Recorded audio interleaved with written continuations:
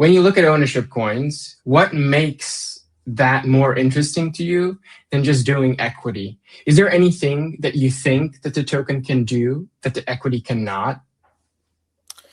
Yeah, I mean, to us, the ownership coin innovation reminds me of the safe. A lot of people don't know the financing history of private companies, but we used to do preferred equity. A preferred equity transaction takes between 6 weeks and 10 weeks, and it costs 30K to 100K, depending on what type of governance, covenants, et cetera, is in the docs. And so we moved to what is considered a convertible debt structure, which is you just give the company capital and they pay an interest rate back. At some point, people thought, this doesn't really make sense for the right way to finance an early company.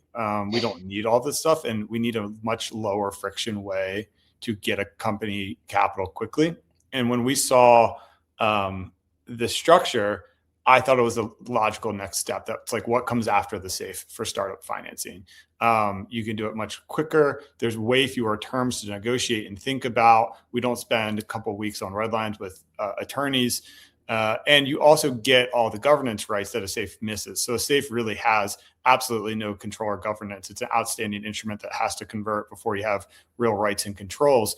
And so what you've seen in venture, specifically in crypto venture, is this kind of bastardized, what's called NVCA. NVCA is the kind of standard charter rights that everyone puts into the traditional pref equity deals. That gets put in what's called a side letter. A side letter exists outside that instrument. And why I'm being so specific on this is this really is an actual innovation. This is just net new, this ability to get a company capital quickly. And why we're so excited about this is we don't think you need to do this traditional 10% private financing every single time you do milestones.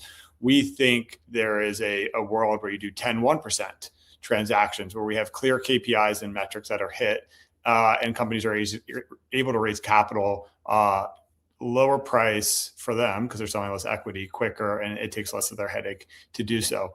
And so that's why we think it's just a fundamentally different construction. What comes out of it, there's a lot of different questions, but that's why we think it's just so fundamentally different.